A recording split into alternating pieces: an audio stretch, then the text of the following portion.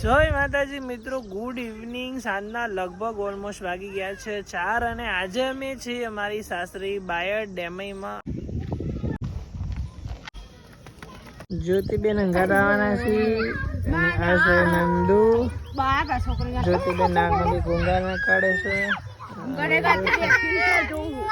કિશનલાલ બી અંગાત આવવાના છે અને સાથે હું પણ.